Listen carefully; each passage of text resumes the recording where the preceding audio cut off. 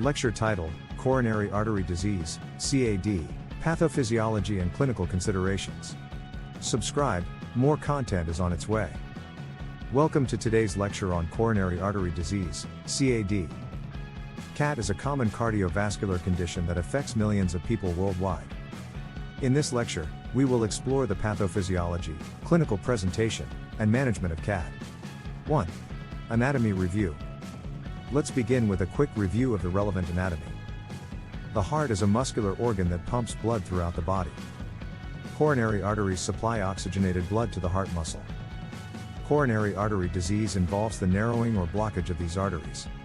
1. Pathophysiology of CAD. Atherosclerosis is the underlying process responsible for CAD. It is characterized by the formation of plaques within the arterial walls. Plaques consist of lipids, cholesterol, inflammatory cells, and fibrous tissue. Over time, these plaques can become unstable, leading to rupture or erosion. 1. Risk factors. Several risk factors contribute to the development of CAD. Non-modifiable risk factors include age, gender, and family history. Modifiable risk factors include smoking, hypertension, diabetes, dyslipidemia, obesity, and a sedentary lifestyle. Identifying and managing these risk factors is crucial in preventing CAD. Clinical presentation. 1. CAD can manifest in various ways, depending on the severity and location of the arterial blockage. 2. Stable angina is the most common presentation, characterized by chest pain or discomfort during exertion. 3. Unstable angina is characterized by chest pain at rest or with minimal exertion and is considered a medical emergency. 4. Myocardial infarction, MI, occurs when the blood supply to a part of the heart is completely blocked, leading to tissue death. 1. Diagnostic evaluation. To diagnose CAD, we employ several diagnostic modalities. Electrocardiogram, ECG, helps identify characteristic changes in ST segment, T waves, or the presence of Q waves. Stress testing, including exercise or pharmacological stress, can assess the functional capacity of the heart. Coronary angiography is the gold standard for visualizing the coronary arteries and identifying blockages. 1. Management, lifestyle modifications.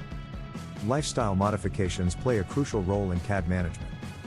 Smoking cessation, regular exercise, healthy diet, weight management, and stress reduction are essential.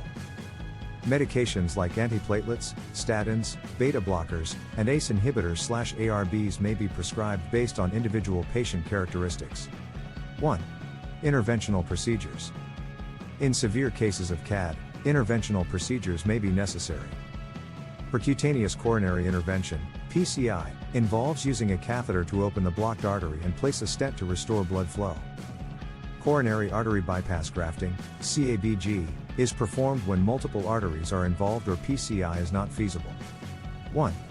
Complications and prognosis. CAD can lead to various complications, such as heart failure, arrhythmias, and sudden cardiac death. Prognosis depends on multiple factors, including the extent of disease, prompt management, and patient compliance.